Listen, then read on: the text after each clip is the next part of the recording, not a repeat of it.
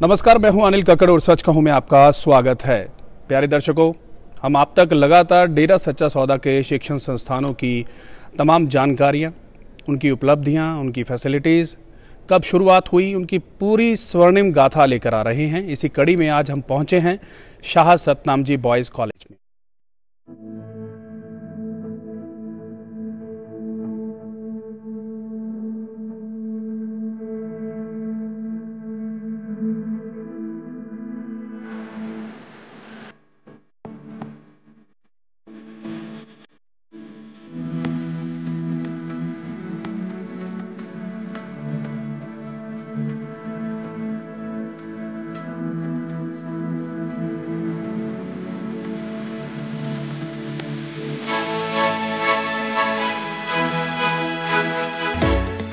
मेरे साथ बातचीत करने के लिए कॉलेज के प्रिंसिपल डॉक्टर शशिभूषण आनंद जी हैं, वाइस प्रिंसिपल डॉक्टर दिलावर हैं। आप दोनों का बहुत बहुत स्वागत है चर्चा में जी। धन्यवाद जी। डॉक्टर साहब, मेरा सवाल पहला आपसे ये है कि इस कॉलेज की स्थापना कब हुई, क्यों हुई, और जो मौजूदा दौर है आज उस चीज़ को देखें तो कैसे मानते हैं कि कितनी समाज के लिए यह एक अच्छी शुरुआत रही? शाह सतनामजी बॉयज़ कॉलेज की स्थापना 2000 में हमारे गुरुजी, जिनको हम प्यार से आदर से डॉक्टर MS जी भी कहते हैं, डॉक्टर गुरमीत राम रहीम सिंह जी इंसा, उन्होंने ऐसा अनुभव किया कि ये सिरसा जो क्षेत्र है काफ़ी पिछड़ा हुआ है। यहाँ पर 12वीं पास करने के बाद विद्यार्थियों को आगे कोई इस तरह का रास्ता नज़र नहीं आता था कि वो शिक्षा के लिए, उच्चतर शिक्षा के लिए कहाँ पर जाएं। तो गरीब बच्चे हैं, पिछड़े हुए बच्चे हैं, उन बच्चों को ध्यान में रखते हुए हमारे गुरुजी ने 2000 में ये शाह सतनामजी बॉयज़ कॉलेज की स्थापना की और तब से अब तक 21 वर्ष हो चुके हैं और हजारों बच्चे यहाँ से शिक्षा प्राप्त करके अलग अलग क्षेत्रों में अपना, परिवार का, हमारे कॉलेज का, राज्य का, देश का नाम रोशन कर रहे हैं। जहाँ तक कॉलेज की स्थापना का प्रश्न है, यहाँ पर और दूसरे कॉलेजों में जो विशेष तौर पर मैंने अनुभव किया है, यहाँ पर बच्चों को पढ़ाई के साथ साथ संस्कारों के ऊपर बहुत ज़्यादा जोर दिया जाता है। ज़िंदगी में अपने लिए सभी कुछ, बहुत कुछ करते हैं, लेकिन दूसरों के लिए करना और फिर करने के बाद अंदर से खुशी का अनुभव करना, वो इस संस्था का मुख्य ध्येय माना जाता है। जी। प्रोफेसर साहब, जिस तरीके से आप खुद जो हैं, आपने MCOM किया, MBA किया, फिर PhD किया, आपने कुरुक्षेत्र यूनिवर्सिटी में बहुत लंबा समय अध्यापन किया है, डिपार्टमेंट के हेड रहे हैं। हाँ जी।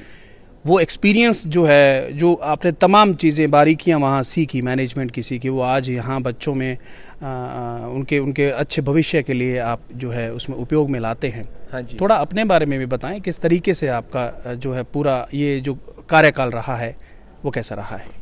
मैं 2014 में कुरुक्षेत्र विश्वविद्यालय से प्रोफेसर ऑफ कॉमर्स के तौर पर रिटायर हुआ। उसके बाद गुरुजी ने मुझे यहाँ पर शाह सतनामजी बॉयज़ कॉलेज के प्राचार्य के तौर पर जिम्मेवारी दी।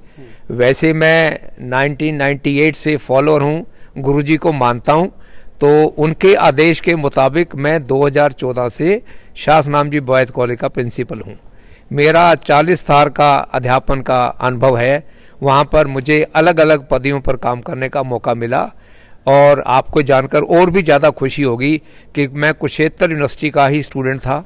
वहीं पर मुझे पढ़ाने का मौका मिला। मैं प्रोफेसर रहा, मैं डीन रहा, डायरेक्टर रहा, हेड ऑफ द डिपार्टमेंट भी रहा, और इतना जो अनुभव था मेरे पास, उस अनुभव का पूरा मैंने लाभ अपने प्यारे बच्चों को जो शाह सतनामजी बॉयज़ कॉलेज में पढ़ते थे और पढ़ रहे हैं उनको दिया है।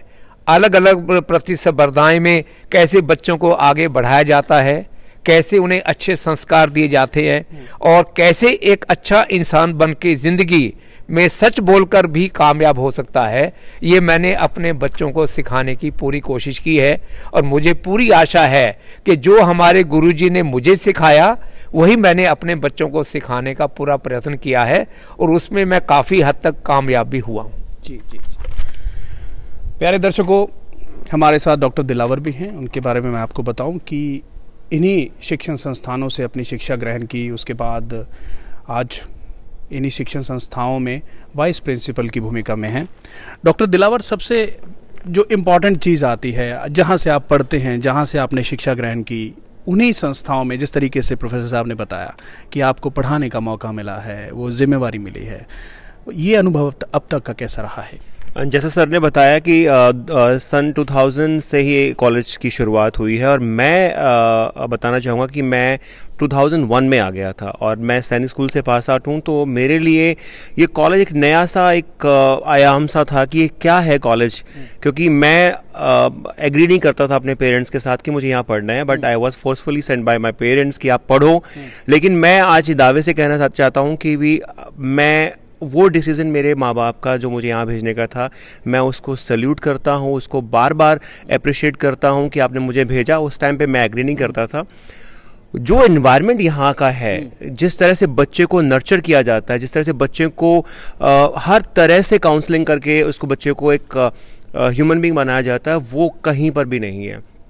पूज्य पिताजी की रहमत से यहाँ संस्कार के साथ साथ शिक्षा के साथ साथ जो ह्यूमन वैल्यूज़ हैं, वो ह्यूमन वैल्यूज़ का जो मिश्रण है कि समाज में आप शिक्षा तो ग्रहण कर लोगे, लेकिन उसके बाद आपको एडजस्ट कैसे करना है वो भी सिखाया जा सकता है। आई थिंक वो किसी और कॉलेज में मुझे नहीं लगता सिखाया जाता होगा।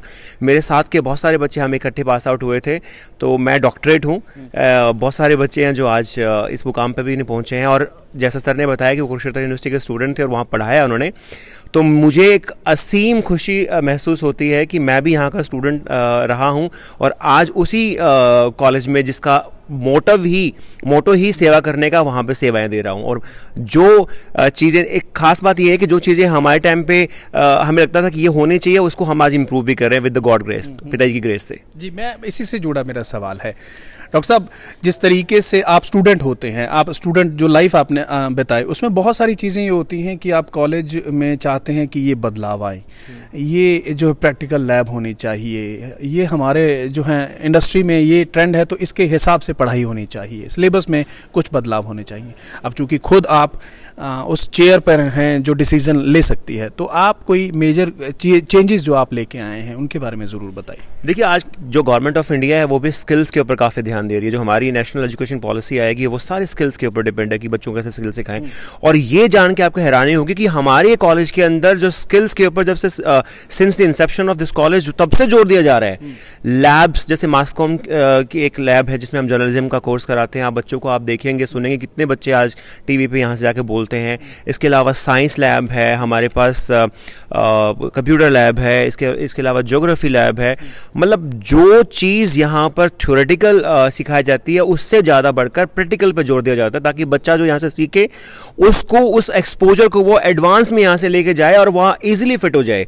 और रही बात स्पोर्ट्स की, ये हमारे एकेडमिक्स की ये जो लैब्स हैं वो हमारे पास ऑलरेडी हैं। स्पोर्ट्स की अगर आप बात करोगे तो आपके दांतों तले उंगली चबाने को आप मजबूर हो जाओगे, दबाने को मजबूर हो जाओगे, क्योंकि इतना किसी कॉलेज के अंदर हो पाना असंभव है। स्विमिंग पूल से लेकर, एथलेटिक ट्रैक से लेकर, एक शानदार क्रिकेट स्टेडियम से लेकर, लॉन टेनिस ग्राउंड से लेकर, जिम से लेकर, मतलब क्या नहीं है जो यहाँ नहीं है, मतलब सब कुछ है। तो वो बच्चों को इतना बढ़िया एनवायरनमेंट प्रोवाइड करता है कि यहाँ के बच्चे भारत को टोटल मेडल्स जो मिलते हैं, जैसे 100 मेडल मिले तो उसका 10% हिस्सा जो है वो हरियाणा का एक जिला, जिसे आप सामाजिक तौर से भी और शैक्षणिक तौर से भी पिछड़ा कहेंगे, वो कंट्रीब्यूट कर रहा है, चाहे वो लड़कियां चाहे वो सिरसा। तो सिरसा को विश्व के मानचित्र पर पहुंचाने का काम जो किया है पूज्य पिताजी की रहमत से शाह सतनाम जी बॉयज़ कॉलेज और शिक्षण संस्थानों ने किया है। आपने बहुत अच्छा टॉपिक किया है कि आप सब जगह जा रहे हो और यहाँ की उपलब्धियों को गिना रहे हो। उपलब्धियाँ आप गिन नहीं पाओगे, इतनी है। जी जी, बिल्कुल बिल्कुल। मैं स्कूलों में गया हूँ और मैं हैरान होता हूँ जिस तरीके से अवार्ड्स जो इंस्टीट्यूशंस को मिले हैं वो वाकई में काबिल तारीफ़ हैं। वो उस सपने को जो है पूरा करते हैं, जिस सपने को गुरुजी ने देखा था, आज वो इंस्टीट्यूशन उस सपने को पूरा कर रहे हैं। डॉक्टर साहब, जब कभी किसी कामयाब व्यक्ति की बात आती है, आप किसी भी फील्ड में ले लें, तो वो डिसिप्लिन जो होता है वो आधार होता है किसी भी कामयाबी का। यहाँ के जो स्कूल हैं, शिक्षण संस्थानों के प्राइमरी से लेकर जो सेकेंडरी स्कूल तक हैं, वहाँ जो है सबसे बड़ा जो कहें कि जोर दिया जाता है वो डिसिप्लिन पर दिया जाता है। लेकिन कॉलेज में जब बच्चा प्रवेश लेता है तो वो एक डिफरेंट जो है एनवायरनमेंट हो जाता है। उस चीज़ को आप लोग कैसे मेंटेन करते हैं? ऐसा है, +2 के बाद बच्चे जब हमारे पास आते हैं तो हम उन्हें ये समझाने की कोशिश करते हैं कि अब आप थोड़े से बड़े हो गए हो, समझदार हो गए हो। लेकिन इसके साथ साथ हम उन पर कुछ पाबंदियां भी लगाते हैं, लेकिन वो पाबंदियां इतने प्यार से लगाते हैं, वी आर वेरी फ्रेंडली। उनको ये समझाने की कोशिश करते हैं कि जब आप हमारे पास हैं तो आप हमारे रहो और हमारी बात मानो, अनुशासन में रहो, मर्यादा में रहो और पढ़ाई पर पूरा ध्यान दो। जैसे मैं उदाहरण के तौर पर आपको बताता हूँ, मोबाइल आजकल हर स्टूडेंट के लिए बहुत ज़रूरी है। माँ बाप भी चाहते हैं कि उसके पास मोबाइल हो, लेकिन हम इतनी बात समझाने में हमेशा कामयाब रहे हैं कि जब वो कॉलेज में हैं तो मोबाइल का प्रयोग मत करें। हम उन्हें डराते नहीं हैं, उन्हें धमकाते नहीं हैं, लेकिन हम इस मामले में पूरी तरह से कामयाब हैं कि जो बच्चा कॉलेज में पढ़ता है, कॉलेज के दौरान वो मोबाइल का प्रयोग नहीं करता। कोई मजबूरी हो जाती है तो मेरे कार्यालय में डॉक्टर दिलावर हमारे वाइस प्रिंसिपल हैं, उनके कार्यालय में जाकर वो मोबाइल पर अपने माता पिता से बात कर सकते हैं, कैंपस के बाहर जाकर बात कर सकते हैं। इससे एक जो है अनुशासन बना रहता है। और दूसरा, आपको जानकर ये बहुत ज़्यादा खुशी होगी कि आजकल के युग में भी हमारे कॉलेज में बच्चे यूनिफॉर्म डाल के आते हैं। सुबह प्रेयर होती है, मॉर्निंग प्रेयर होती है, वहाँ पर मैं प्राचार्य के तौर पर या हमारे डॉक्टर दिलावर जो हैं वो उप प्राचार्य हैं, वो कोई ना कोई अपने जीवन से घटी हुई घटनाएं, अपने अनुभव हम अपने बच्चों को बताते सिखाते रहते हैं ताकि उनको ज़िंदगी के बारे में भी पता लगे। वो ज़िंदगी जो हम देख चुके हैं और उन्होंने आने वाले समय में देखनी है, उसके बारे में हम पहले से उनको जानकारी देते रहते हैं। और मैं पिछले 7 साल से कॉलेज में प्रिंसिपल के तौर पे काम कर रहा हूं और मैं ये बताते हुए मुझे बहुत ज़्यादा खुशी हो रही है कि आज तक एक भी कोई ऐसी घटना नहीं हुई जिसमें बच्चों का कोई वाद विवाद, कोई मतभेद, कोई लड़ाई, कोई झगड़ा हुआ हो। ना इस तरह की कोई शिकायत मेरे पास आती है। मुझे बहुत खुशी होती है ये बात बताते हुए और ये गर्वभरी अनुभव होता है कि हमारे गुरु जी की इतनी रहमत हम पर तो है ही, हमारे पर जो है उसके अलावा जो हमारे बच्चे पढ़ते हैं उन पर भी है। और आपको एक और मैं बात बताऊं कि यहाँ पर जो बच्चा सच्चे मन से, निष्ठा से, ईमानदारी से जिस उद्देश्य को लेकर आता है, पढ़ाई के साथ साथ उसे ज़िंदगी में हमेशा कामयाबी मिलती है। ये बहुत ही अलग से एक असाधारण बात है जो और किसी शिक्षण संस्थान में आपको देखने को नहीं मिलेगी। जी डॉक्टर दिलावर, जिस तरीके से संस्कारों की बात की है, उपलब्धियों की बात की है, तो मैं उस डेटा पर भी जाना चाहूँगा। उपलब्धियों का जो डेटा है अब तक, क्योंकि 21 साल का जो वक्फा हो गया है इस इंस्टीट्यूशन को, क्या मेजर उपलब्धियाँ रही? मैं आपको 2 चीज़ें बताना चाहूँगा। डिस्ट्रिक्ट के मेडल्स तो मैं काउंट करता ही नहीं, क्योंकि हमारा कोई भी इंस्टीट्यूशन काउंट करता ही नहीं है।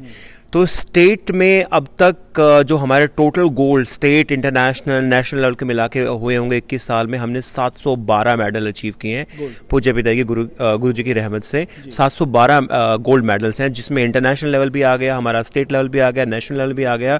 और अगर टोटल मेडल्स की बात करोगे तो 1762 मेडल है हमारे कॉलेज के नाम।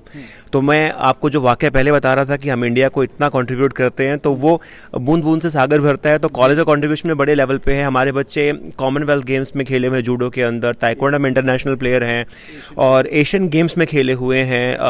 पैरालंपिक में एक बच्चा आया था जो सिल्वर मेडलिस्ट था, उसको हरियाणा गवर्नमेंट ने 51 लाख का इनाम भी दिया था। और ऐसा नहीं है, एक यूएसपी अगर मैं कहूँ कॉलेज की तो वो ये है, एक नारा दिया था गुरुजी ने 2000 में ही दिया था कि unique blend of modernism and spiritualism. आप देखोगे या तो किसी भी शिक्षण संस्थान में मॉडर्निज्म की बात होती है, खुला एनवायरनमेंट होता है, या फिर कुछ चीज़ें होती हैं तो सिर्फ स्पिरिचुअलिज्म की बात करते हैं। ये एक ऐसा स्कूल और ऐसे कॉम्बिनेशन है जहां पर आप मॉडर्न भी बनो, लेकिन साथ साथ संस्कारों से कैसे चिपके रहना है, रूट्स कैसे आपको मजबूत करनी है, ताकि आप समाज में जब जाओ तो हाइट्स पे जाओ, ना कि गिरो। वो इसकी यूएसपी है।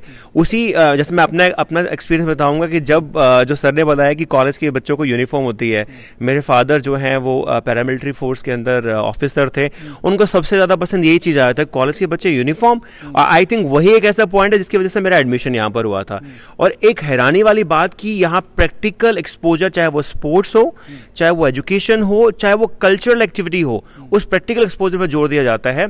और उसी का एक नमूना ये है कि जब भी यहाँ पर एग्जाम्स होते हैं तो यहाँ वो कॉपिंग फ्री, यानी कोई चीटिंग नहीं होती है। मैं जब फर्स्ट ईयर के एग्ज़ाम देने बैठा तो जब 2001 की बात कर रहा हूँ, तो जब क्योंकि मैं एक बाहर के स्कूल से पढ़ के आया था, which was one of the reputed school of India, तो जब देखा बीच बीच में उठ के कि कोई बच्चा किसी से कुछ पूछ ही नहीं रहा है, और आप हैरान हो गए। आई वॉज सरप्राइज कि 1 घंटे तक हमारी क्लास के अंदर कोई भी सुपरवाइजर नहीं था। तो मैंने बाद में पूछा कि ऐसा क्यों, तो पता लगा इतिहास ही यहाँ पर है कि सुपरवाइजर तो आकर आराम से सो जाते हैं कि यहाँ के बच्चे कहाँ नकल मारेंगे, और जो बच्चा नकल नहीं करता तो उस बच्चे के लिए कॉम्पिटिटिव एग्जाम कितनी बड़ी बात है। प्रैक्टिस ही इस तरह से की जाती है, और बिना प्रैक्टिस के। और आपको बताऊं कि यहाँ से हज़ारों की संख्या में बच्चे पास आउट हो चुके हैं, और सर एग्री करेंगे, और हज़ारों की संख्या में आज विभिन्न ओहदों पे, चाहे वो पुलिस हो, पंजाब पुलिस हो, हरियाणा पुलिस हो, पैरामिलिट्री फोर्सेस हो, इनकम टैक्स डिपार्टमेंट हो, आर्मी हो, बड़े विभिन्न उच्च ओहदों पर भी बच्चे यहाँ मौजूद हैं। रही बात सर 2014 में कुरुक्षेत्र यूनिवर्सिटी में थे, तो जब हम 2001 में यहाँ पढ़ने आए तो हमारा कॉलेज सर कुरुक्षेत्र यूनिवर्सिटी से ही संबंध था। तो वहाँ रत्नावली एक बहुत बड़ा फेस्टिवल होता है। हमने अब एकेडमिक्स की बात कर ली, हमने स्पोर्ट्स की बात कर ली, और बात थर्ड है कल्चर, क्योंकि 3 चीज़ें बहुत जरूरी हैं। सर भी अपने जमाने के ड्रामा के मशहूर एक्टर रहे हैं, तो रत्नावली में भी इस छोटे से कॉलेज ने सिरसा, कहाँ कुरुक्षेत्र कहाँ सिरसा, ऐसा दबदबा रखा। यहाँ से बहुत सारे जो बच्चे हैं, संजीत सरोहा है, कितना बड़ा आज यूट्यूबर है, रमेश चहल है, कितना बड़ा वो पोइट बना है। तो इतने मेडल्स पे, मैं खुद हरियाणवी डांस करता रहा हूँ, यहाँ के सीखा है, और हमारी पूज्य पिताजी के सामने जो हम फंक्शंस करते थे, वहाँ की जो आउटपुट आती थी हम वहाँ जाकर दे देते थे। आप यकीन नहीं करोगे, हमारे मेडल्स शायद 7 या 8 बच्चों की टीम होती थी, हमारे 5 गोल्ड मेडल होते थे। तो ये सर बेटर बता सकते हैं कि किस तरह से हम कुरुक्षेत्र यूनिवर्सिटी में वाहवाही लूटते थे और रत्नावली को अपने कब्जे में रखते थे। आज भी कायम है, आज भी कायम। आज के बारे में आप बताएंगे, सर से पूछेंगे आप, तो बताएंगे किस तरह से फोटोग्राफी और मास कॉम डिपार्टमेंट जो है पूरे इंटरनेशनल पे हमारा छाया हुआ है। जी जी जी बिल्कुल। कॉलेज की तमाम उपलब्धियां दर्शकों आपने प्रिंसिपल साहिबान से सुनी हैं। अब बात उस दौर की करते हैं जब एक बहुत काली घटा इस संस्था पर आई थी 2017 25 अगस्त को।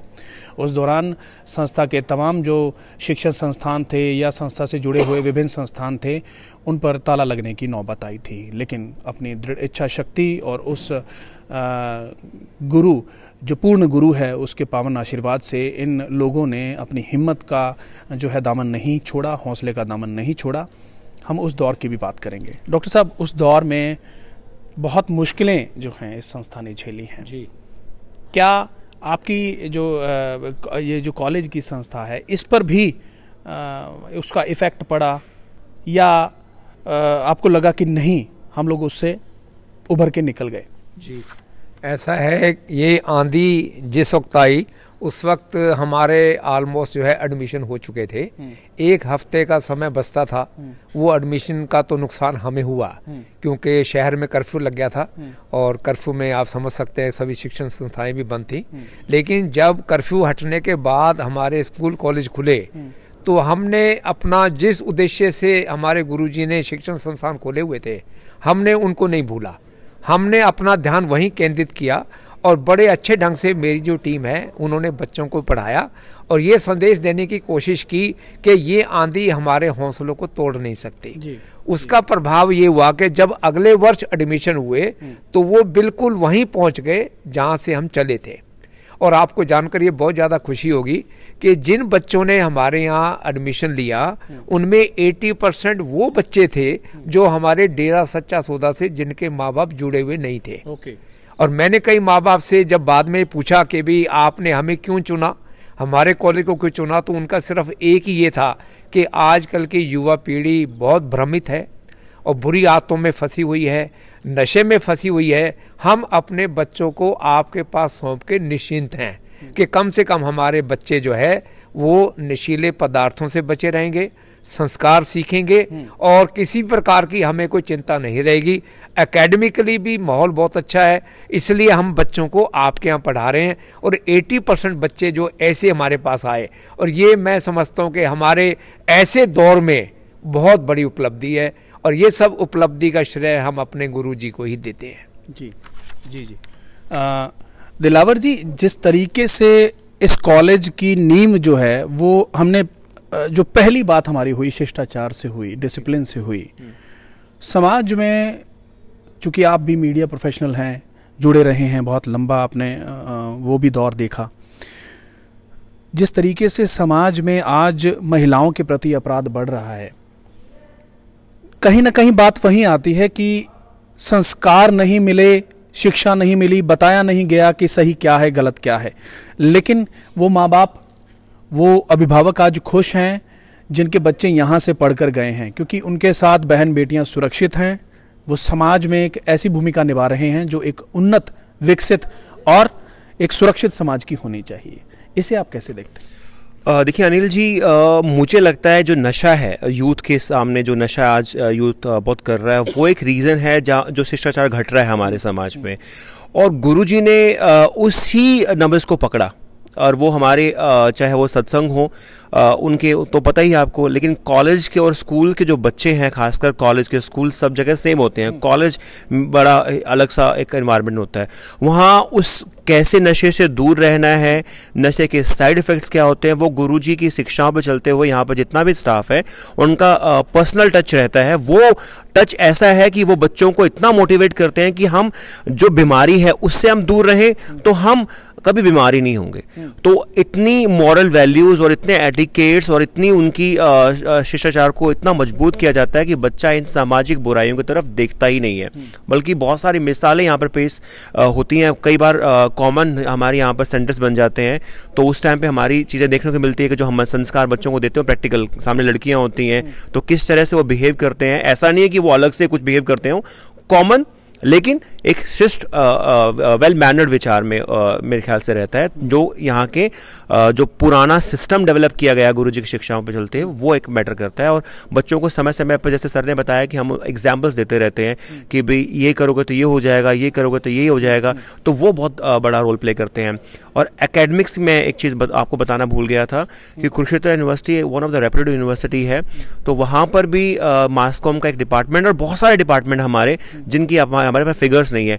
एक बार तो ऐसा हुआ गुरुजी की कृपा से कि उस यूनिवर्सिटी के टॉप 10 की लिस्ट जाहिर हुई, उसमें टॉप 7 पे हमारे कॉलेज के बच्चों का नाम था, जो अभी तक बदस्तूर जारी है। CDLU में चाहे वो साइंस का क्लासेस हों, चाहे वो मास कॉम की क्लासेस हों, चाहे वो BC की क्लासेस हों, चाहे वो आर्ट्स की क्लासेस हों, जिस तरह से हम इंटरनेशनल लेवल पर झंडा गाड़ रहे हैं अलग अलग देशों में जाके, उसी तरह से हम अकेडमिक्स में भी झंडा गाड़ रहे हैं। यूनिवर्सिटी की टॉप लिस्ट जो लिस्ट आती है उसमें आपको हमारे बच्चे चेनियाचार मिल जाएंगे। रही बात एक बात आप सर से पूछिएगा कि हमारे बच्चे, ऐसा नहीं है कि हम एक चीज़ में ही परफेक्ट हैं, हम सर्वांगीण विकास में बिलीव करते हैं। इंडियाज़ गॉट टैलेंट कितना बड़ा शो है, वहाँ पर हमारे बच्चे 3rd रैंक पे आए और इतना फेमस हुए कि आज हर कोई बच्चा सिरसा को उनके नाम से जानता है, और वो सब सिखाया गुरुजी का था। तो सर मैं जरूर चाहूँगा कि आप वो अपना एक्सपीरियंस जरूर शेयर करें। जी सर जी। इंडियाज़ गॉट टैलेंट आप जानते हैं कि बहुत ऑल इंडिया लेवल पर कंपटीशन है, और मुझे वहाँ मुंबई में जाने का मौका मिला और मैं अपने बच्चों की हौसला अफजाई के लिए गया था। और जिस वक्त फाइनल प्रोग्राम चल रहा था, 5 आखिरी टीमें जो है स्टेज पर खड़ी थी, तो जैसे एक बाप होता है, उसका बच्चा स्टेज पे आता है तो दिल की धड़कनें तेज हो जाती हैं कि मेरे बच्चे का क्या होगा। मेरे कॉलेज के बच्चे भी मेरे बच्चे हैं। तो वहाँ पर 3rd प्राइज़ जो है हमारे बच्चों ने ऑल इंडिया पे इंडिया गोट टैलेंट में जीता था। जो फ्रूटी कंपनी है उन्होंने स्कॉलरशिप भी दिया था, और बाहर विदेश में अगर वो ट्रेनिंग लेना चाहते हैं तो वो भी ट्रेनिंग ले सकते हैं। और हमारे राहुल और मुकेश दोनों सगे भाई वो वहाँ पर ट्रेनिंग लेने के लिए भी गए थे। तो मैं ये समझता हूँ ये कॉलेज के लिए बहुत बड़ी उपलब्धि है, और इसका सारा श्रेय जो है हम अपने गुरुजी को देते हैं। मेरा नाम है राहुल और मेरा नाम है मुकेश, और हम हैं हरियाणा सिरसा शहर से।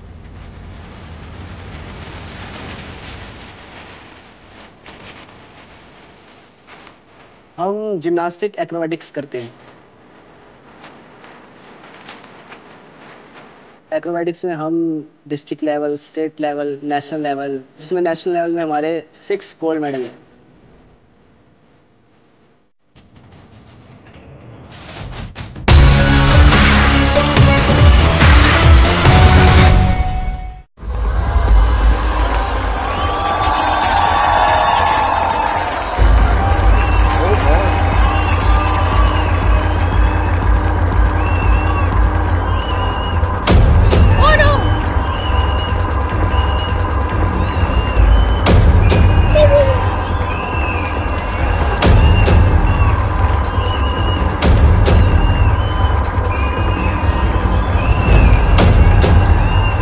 राहुल एंड मुकेश, जो आपने किया है, I have never seen, super, outstanding, great job.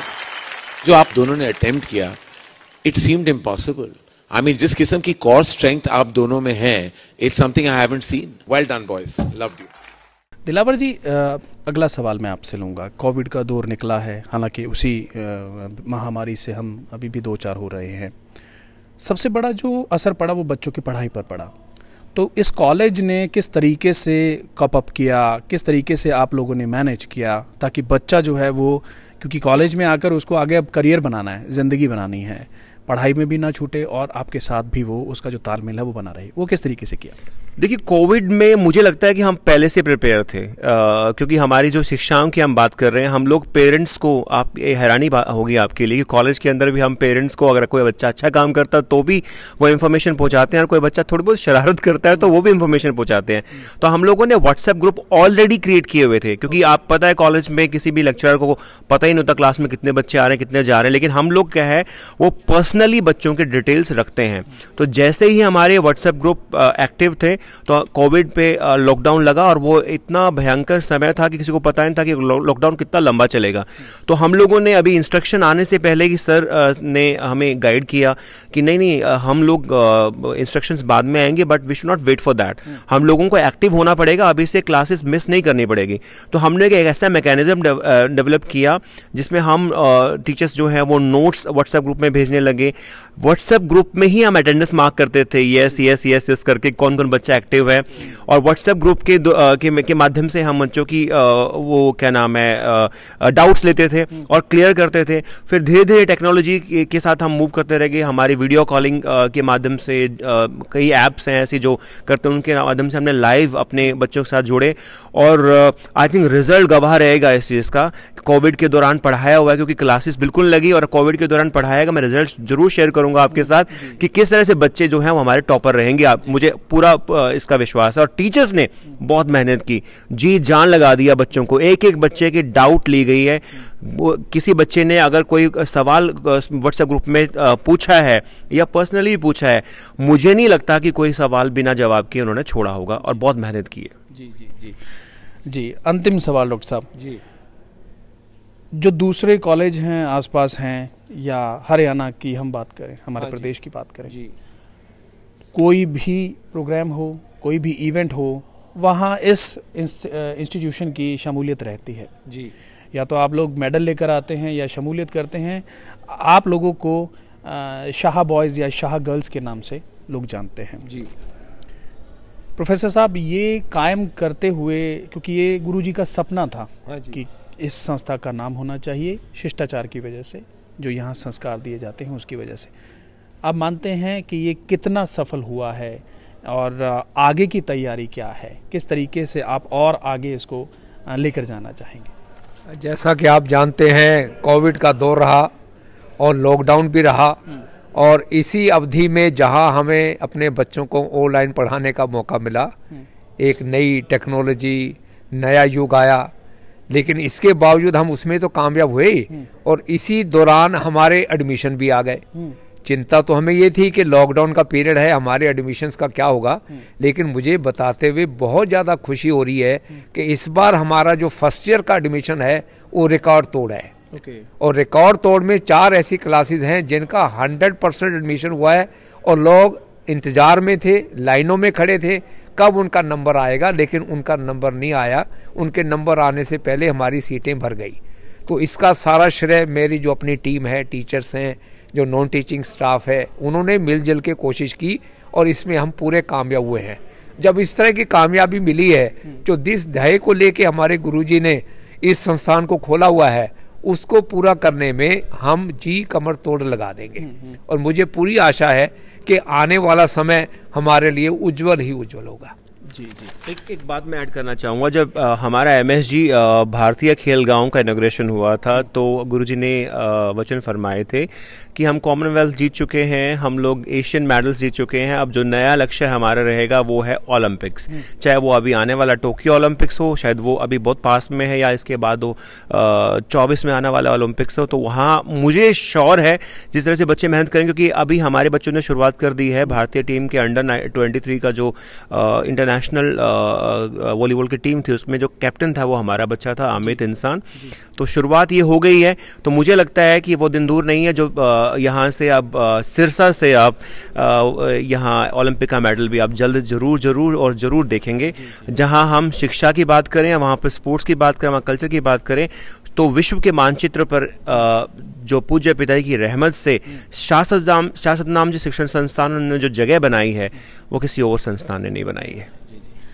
जाते जाते पेरेंट्स के लिए और जो नया जो आपके यहाँ नया जो सत्र आने वाला है उसके लिए, एडमिशन्स के लिए और पेरेंट्स के लिए कोई 2 शब्द आप कहना चाहें ज़रूर। दिलावर जी पहले मैं तो ये कहूँगा कि एक्सपीरियंस भी है और पढ़ा भी रहा हूँ और पढ़ा भी हूँ, तो मैं 2 ही शब्दों में कहूँगा वर्ल्ड्स बेस्ट कॉलेज।